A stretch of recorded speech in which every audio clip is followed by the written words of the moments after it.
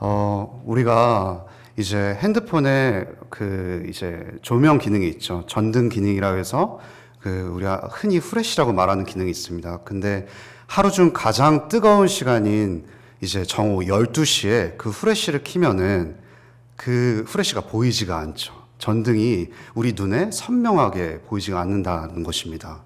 사실 이것은 뭐 전등뿐만이 아니라 우리가 운전할 때 자동차 전조등을 아침에 킬 경우, 정오 12시에 킬 경우에는 상대방 차가 그 전조등을 확인할 수 없습니다. 왜냐하면 태양의 광명이 전조등의 광명보다 훨씬 세기 때문입니다. 그만큼 빛의 세기가 더 큰 것이 작은 것을 압도하기 마련인 것입니다. 우리의 삶도 마찬가지인 것 같습니다. 우리의 삶이 가장 어두울 때 하나님께서 역사하시는 일이 더 크게 비쳐 보이기 마련입니다. 분명히 하나님께서는 성실하게 일하십니다. 하지만 우리 연약한 인생 속에서 눈에 비춰지기로는 그 가장 어둡고 침침한 시기에 우리는 하나님의 역사에 더 크게 감동하게 되는 것 같습니다. 사사기도 마찬가지입니다. 사사기 전체적으로 계속해서 어둠의 사이클이 진행되고 있습니다. 그 어둠의 사이클은 간략하게 요약하자면 먼저 공식이 첫 번째로는 이렇습니다. 이스라엘 백성들이 타락했습니다. 하나님의 말씀에 불순종하는 것이죠. 나아가서 그 불순종한 이스라엘 백성들을 가만히 내버려 두시지 않고 다음 단계인 하나님의 징계가 이어집니다. 하나님께서 벌하시죠. 예를 들어 기드온 같은 경우는 미디안의 백성을 부르셔서 미디안의 낙타 부대를 통해서 이스라엘 백성들의 정신을 번쩍 들게 하십니다. 하나님은 그들을 버리시기 위해서 징계하시는 것이 아니라 사랑하시기 때문에 하나님의 자녀이기 때문에 포기할 수 없으신 것이죠. 그럼 이제 다음 세 번째 단계로 이스라엘 백성들은 부르짖습니다. 하나님 잘못했습니다. 우리가 하나님의 말씀을 불순종했습니다. 라고 하나님께 외칩니다. 그러면 하나님께서 그것을 무시하실까요? 아닙니다. 네 번째 단계인 하나님께서 구원을 베푸십니다. 바로 사사들을 통해서 말이죠. 우리가 사사라고 하면은 한글말로는 잘 이해가 되지 않지만 영어로 judges라고 해서 재판관이란 뜻입니다. 어떤 군사적인 구원자라는 뜻이겠죠. 이렇게 사이클이 계속해서 반복되는데 하나님께서 구원을 베푸셨다고 하면은 이스라엘 백성들은 정신을 차릴 법도 한데 도무지 차리지를 않습니다. 그래서 이 악순환의 사이클이 반복되면서 사사기 13장에 이르면은 삼손이라는 사사가 등장합니다. 근데 그 삼손이 등장할 때쯤이면 이스라엘 백성들은 굉장히 어두운 터널을 지나가고 있었습니다. 그러니까 정오 12시가 아니라 정말 새벽에 어둠이 모두 다 깔린 침침한 시간대인 것이죠. 그때 하나님께서는 이스라엘 백성들을 포기하지 않으시고 환하게 일하십니다. 우리 1절을 한 목소리로 한번 읽어보도록 하겠습니다. 준비 시작. 이스라엘 자손이 다시 여호와의 목전에 악을 행하였으므로 여호와께서 그들을 40년 동안 블레셋 사람의 손에 넘겨주시니라.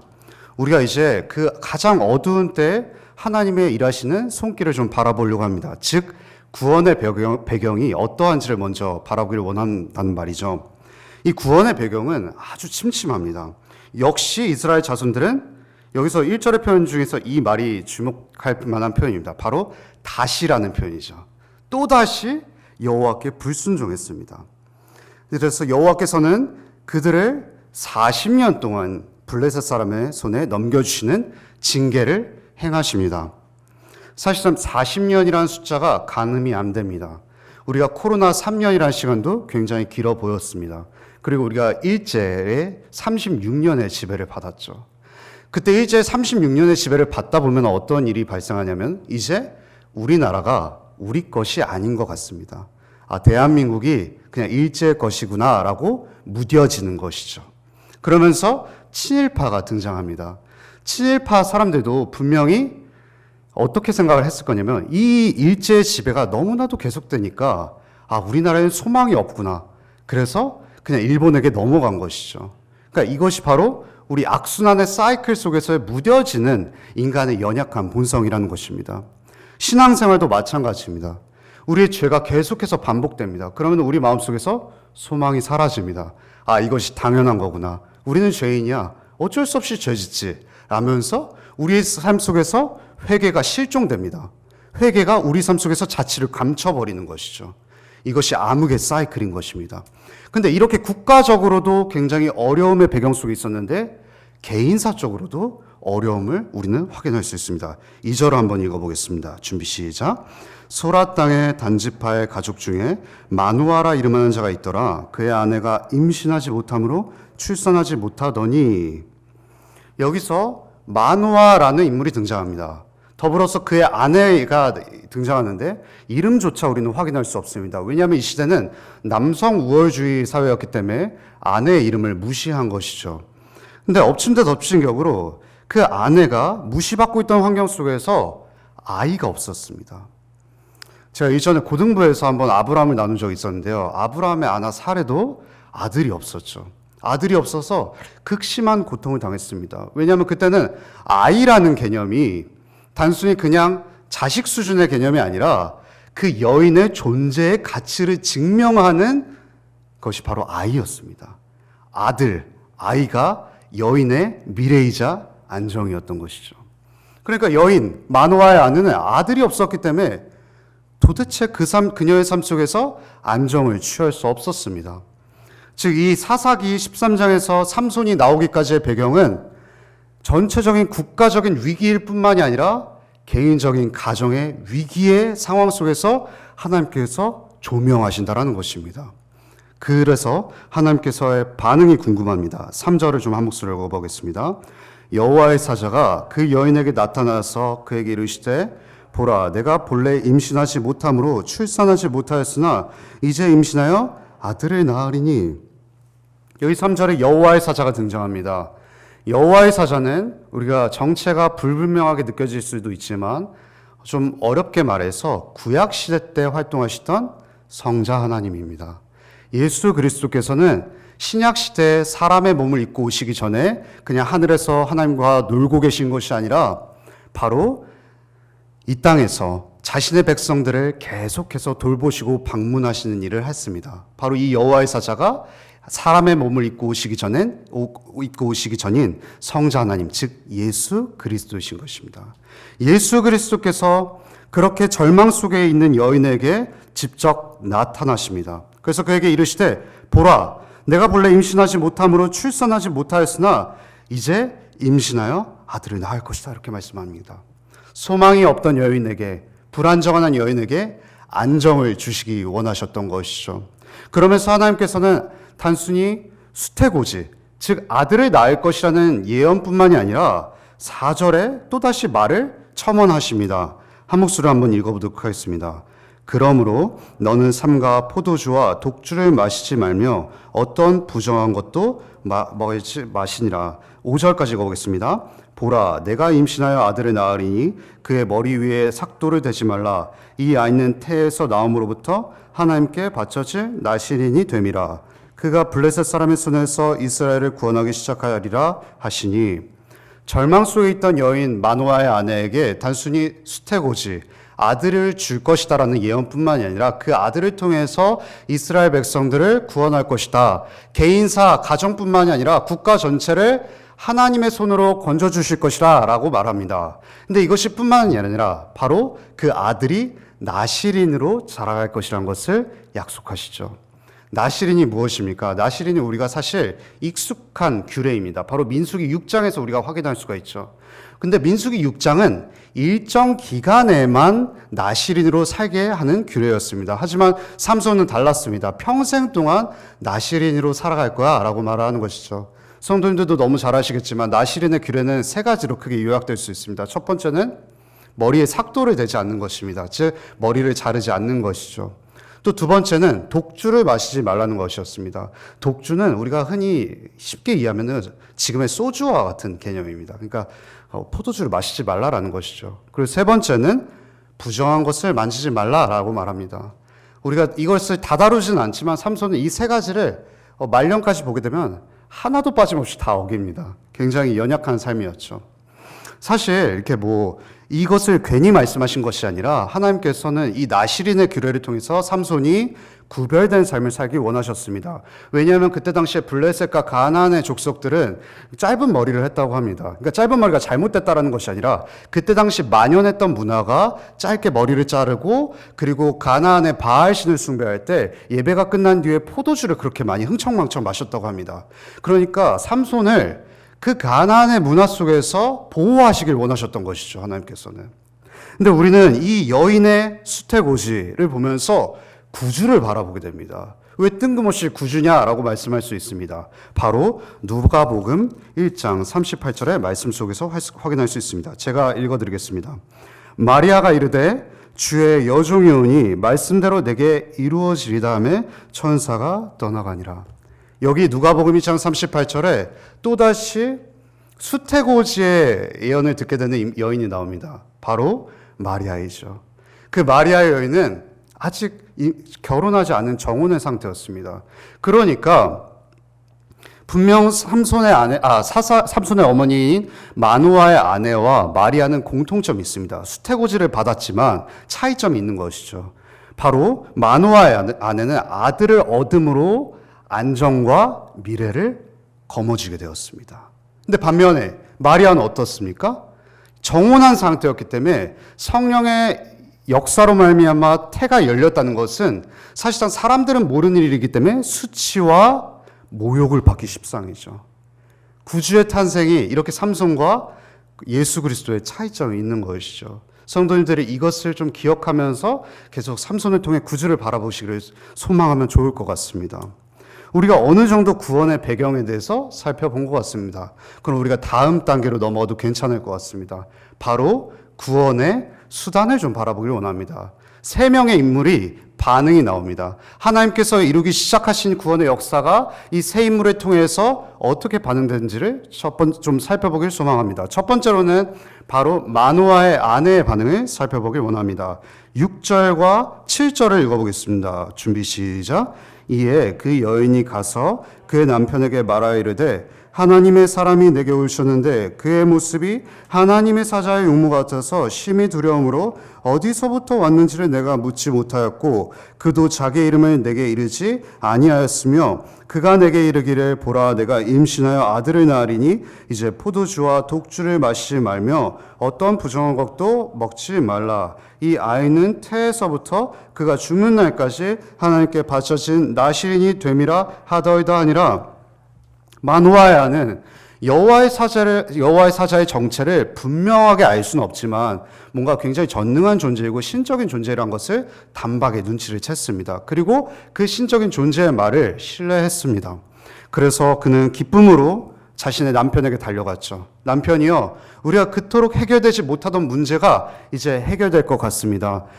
여호와의 사자, 즉 전능한 존재가 나에게 찾아와서 나시린 삼손이라는 아들을 나에게 줄 것이라고 약속했습니다 라고 크게 소리쳤던 것입니다. 이 마누아의 아내의 반응은 무엇이죠? 신뢰입니다. 하나님께서는 우리에게 늘 이렇게 원하십니다. 늘 우리에게 큰 역사를 베푸시죠. 우리에게 순간순간마다 하나님의 일을 통해서 자신이 어떠한 분이신지를 나타내시기를 원합니다. 하나님께서 자신의 성품을 나타내주셨을 때 우리의 마땅한 반응은 바로 신뢰이죠. 바로 이것이 마누아의 아내를 통해서 바라보는 올바른 반응인 것입니다. 이 첫 번째 반응이 해결이 되었습니다. 두 번째, 즉 마누아의 남편의 반응을 좀 살펴보길 원합니다. 8절입니다. 마누아가 여호와께 기도하여 이르되 주여 구하옵나니 주께서 보내셨던 하나님의 사람을 우리에게 다시 오게 하사 우리가 그 낳을 아이에게 어떻게 행할지 우리에게 가르치게 하소서 하니, 마누아의 아내는 여호와를 신뢰하는 방향으로 반응을 보였습니다. 하지만 마누아의 남편은 신뢰하지 못했습니다. 그것이 어디서 확인할 수 있냐면 그는 신뢰하지 못하고 기도하러 갔다고 했습니다. 기도하러 갔다고 해서 우리가 굉장히 마누아 남편을 경건하게 바라볼 수 있지만 사실상 이것은 그의 불순종, 신뢰하지 못함을 나타내는 표현인 것입니다. 그래서 이 8절을 주석한 어떤 학자는 이렇게 말했습니다. 이 남편의 행동은 바로 이것입니다. 아내를 신뢰하지 못하고 더불어 나아가서 마노아의 아내에게만 찾아왔던 여호와의 사자를 시기한다라고 표현을 했습니다. 왜냐하면 그때 당시에는 남편에게 찾아가는 것이 정통이었기 때문에 아내에게 찾아가는 것을 그 상황 속에서 시기하였다는 것이죠. 질투했다는 것이죠. 마노아의 남편은 마노아의 아내처럼 신뢰하는 지점에 이르지 못하고 불신하고 심지어 시기하는 방향까지 이르게 되었던 것입니다. 그렇다면 마지막 세 번째로 하나님의 반응이 어떠한지 좀 궁금합니다. 이 두 인물을 바라본 절대적인 존재이신 여호와의 반응을 좀 살펴봅시다. 9절부터 11절입니다. 한 목소리로 읽어보겠습니다. 하나님이 마노아의 목소리를 들으시니 여인의 밭에 앉았을 때 하나님의 사자가 다시 그에게 임하였으나 그의 남편 마노아는 함께 있지 아니한지라. 여인이 급히 달려가서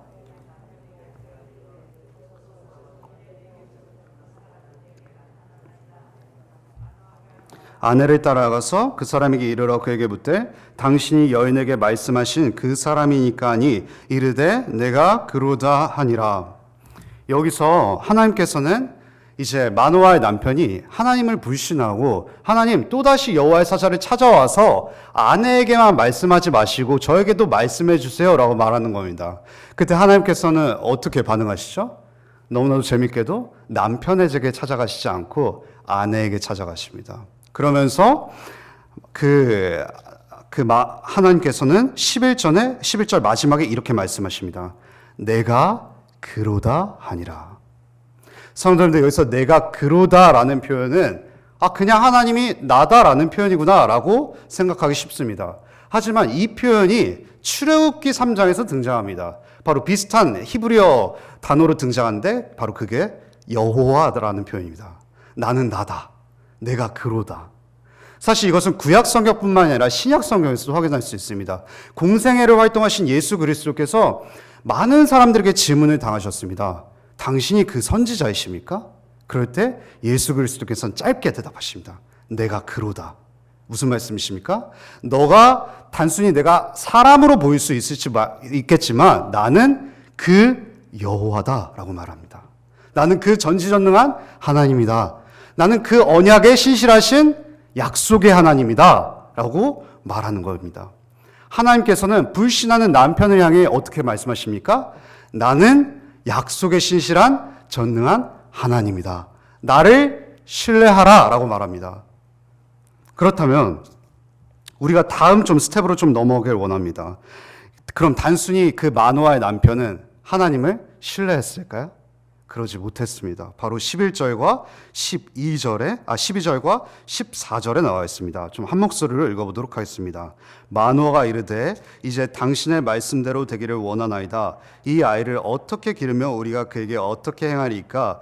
여호와의 사자가 마노아에게 이르되 내가 여인에게 말한 것들을 그가 다 삼가서 포도나무의 소산을 먹지 말며 포도주와 독주를 마시지 말며 어떤 부정도 먹지 말고 내가 그에게 명령한 것은 다 지킬 것이나 아니라 12절에 마노아가 이르되 이제 당신의 말씀대로 되기를 원하나이다 하면서 이 아이를 어떻게 기르면 우리가 그에게 어떻게 행하리까? 라고 하나님께 질문합니다. 하나님께서는 분명히 내가 그 전능한 그야, 내가 바로 여호와야, 나를 신뢰라고 말했으면 이제 마노아는 질문을 멈췄어야 했습니다. 근데 여기서 또 질문합니다. 하나님, 내가 그 약속하신 아들을 어떻게 키우기를 원하십니까? 라고 말했습니다.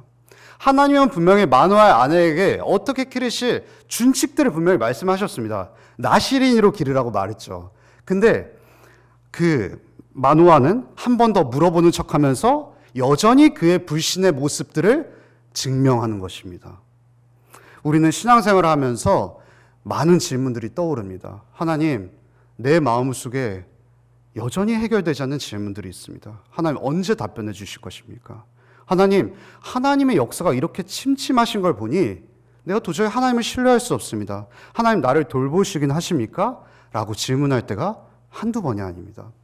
그럴 때 분명히 우리 하나님께서는 모든 것을 다 이해시키고 납득시켜 주실 때도 분명히 있습니다. 하지만 하나님께서는 늘 그런 방식으로 일하시지는 않습니다. 왜 그러실까요? 하나님께서 이렇게 말씀하시는 겁니다. 너가 다 이해되지 않고 다 납득되지 않고 다 설득되지 않더라도 나의 성품을 보면서 의지하라 라고 말하는 겁니다.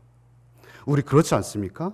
제가 사실 아직 자녀가 없어서 모르지만 부모님은 아이들에게 다 모든 걸 설명해 주진 않습니다.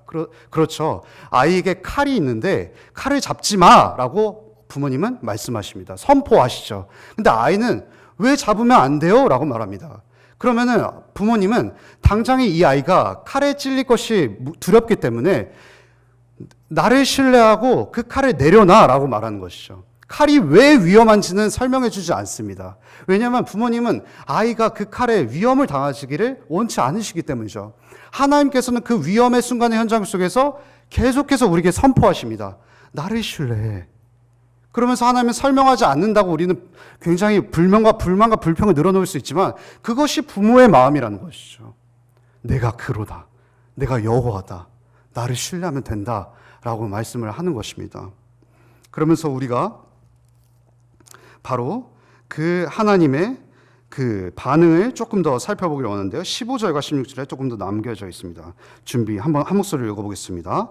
마노아가 여호와의 사자에게 말하되 구하옵나니 당신은 우리에게 머물러서 우리가 당신을 위하여 염소 새끼 하나를 준비하게 하소서 하니 여호와의 사자가 마노아에게 이르되 내가 비록 나를 머물게 하라 내가 내 음식을 먹지 아니하리라 번제를 준비하라거든 마땅히 여호와께 드릴지니라 그가 여호와의 사자인 줄을 마노아가 알지 못함이었더라. 하나님께서는 그 연약하고 의심 많은 마노아를 계속해서 설득하십니다. 마노아는 이쯤 될 법하면 그 절대적인 존재를 바라봤으면 좀 믿어주면 되는데 도통 믿지를 않습니다. 그러면서 마노아는 이제 한 단계 더 나아가서 하나님께 거래를 하려고 합니다. 그것이 15절에 나타나는데 여호와의 사자에게 말하되 구하옵나니 당신은 우리에게 머물러서 우리가 당신을 위하여 염소 새끼 하나를 준비하게 하소서 하니 하나님 내가 염소 새끼를 드리겠습니다 라고 말하는 것입니다. 이것이 되게 굉장히 순종하는 것 같이 보이지만 이것은 당시 가나안의 문화 속에서 다곤이라든지 바알에게 점치는 행위와 굉장히 비슷했다고 합니다.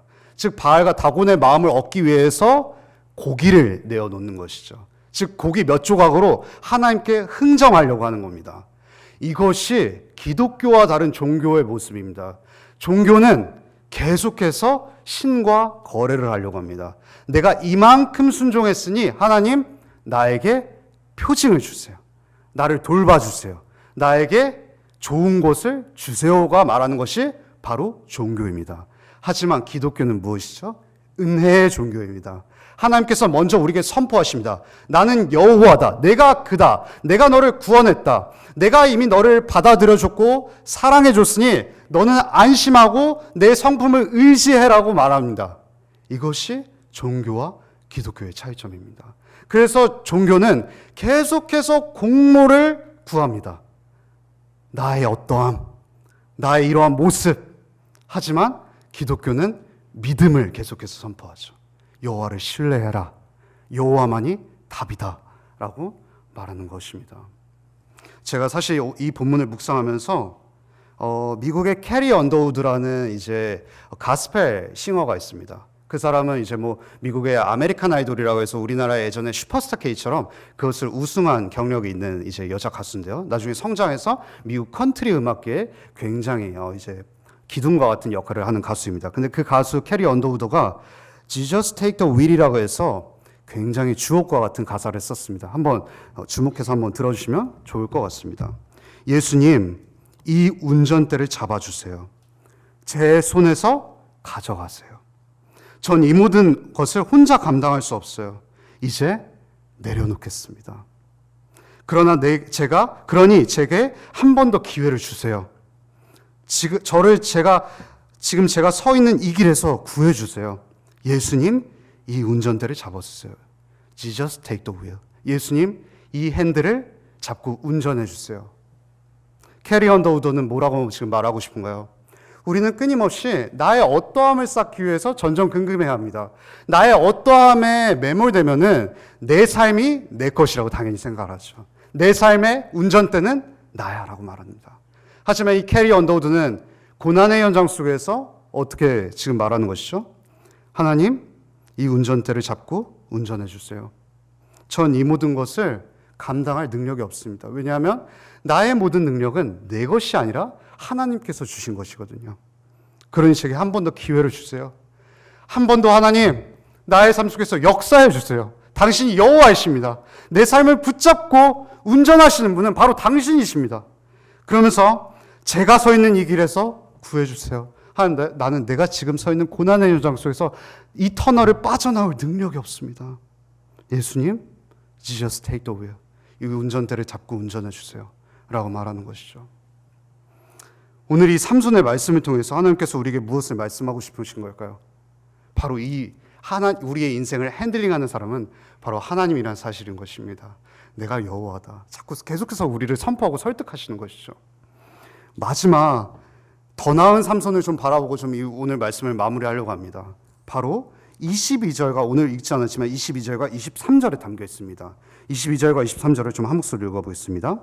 그의 아내에게 이르되 우리가 하나님을 보았으니 반드시 죽으리로다 하니 그의 아내가 그에게 이르되 여호와께서 우리를 죽이려 하셨더라면 우리 손에서 번제와 소제를 받지 아니하셨을 것이요 이 모든 일을 보이지 아니하셨을 것이며 이제 이런 말씀도 우리에게 이르지 아니하셨으며. 이제 삼손을 통해서 하나님께서는 무엇을 말씀하시냐면 이제 그가 구원을 시작한다라고 표현을 합니다. 우리는 단순히 이 삼손의 본문을 통해서 삼손에게만 초점을 맞춰주면 안 됩니다. 삼손을 통해서 예수 그리스도를 바라봐야 되는 것이죠. 삼손은 사실상 그의 말년을 보면은 이스라엘 백성을 구원했다고 말할 수도 있지만 구원하지 못했다라고도 평가할 수 있습니다. 왜냐하면 그의 삶이 너무나도 비참하게 마무리되기 때문이죠. 그래서 그가 완벽한 구원자라고는 말할 수 없습니다. 구원을 시작했다라고는 표현할 수 있습니다. 하지만 구원을 완성하신 분이 계십니다. 그분이 누구실까요? 바로 마태복음 1장 21절에 나와 있습니다. 제가 읽어드리겠습니다. 아들을 낳으리니 이름을 예수라 하라. 이는 그가 자기 백성을 그들의 죄에서 구원할 자이심이라 하니라. 삼손은 구원을 시작했습니다. 그의 삶은 너무나도 비참하고 연약해서 죄와 의심으로 잔뜩 끼어 있어서 단순히 구원을 시작했다라고 표현할 수밖에 없습니다. 하지만 더 나은 삼손, 더 나은 구원자신 예수 그리스도께서는 구원할 자이십니다. 구원을 완성하신 분입니다. 구원을 성취하신 분이시죠. 오늘 이 본문을 통해서 하나님께서는 우리에게 무엇을 선포하십니까? 여호와하신 하나님을 바라보라. 그리고 그 여호와하신 하나님을 로마서 8장 32절에 이렇게 말씀하시죠. 자신의 하나뿐이 없는 아들이신 독생자이신 예수 그리스도를 우리에게 주셨다. 이 말은 무엇입니까? 하나님께서, 아버지 하나님께서 자신의 모든 것을 우리에게 주었다는 것입니다. 그렇다면 고난의 터널을 통과하는 우리가 무엇을 붙잡을 수 있습니까? 하나님께서 아들을 주셨는데 다른 것은 주시지 못하겠습니까? 우리의 모든 필요한 요소들을 그냥 눈 감고만 계시겠습니까? 하나님께서는 내 아들을 바라보라고 하는 것입니다. 삼손에 머물지 말고 더 나은 삼손인 구원을 완성하실 예수 그리스도를 바라보라는 것입니다. 그럴 때 우리에게 어떠한 마음이 듭니까? 인내할 수 있습니다. 견딜 수 있습니다. 하나님께서 다 주셨기 때문에 우리는 소망을 바라볼 수 있는 것이죠. 오늘 좀 말씀을 마무리하면서 제가 좀 두 가지 적용 기도 제목을 좀 성도님께 나누겠습니다. 첫 번째로는 하나님을 조정하려는 마음을 회개합시다. 고기 한 점 더 줘서 하나님과 흥정했던 우리의 마음을 내려놓읍시다. 그리고 그분을 신뢰하는 마음을 달라고 구합시다. 회개조차 잃어버린 삶을 고백하고 여호와 하나님께 나아갑시다. 나아가 두 번째 기도 제목은 하나님이 선하시고 우리를 돌보신다는 것을 확신할 수 있게 달라고 기도하기를 소망합니다. 우리가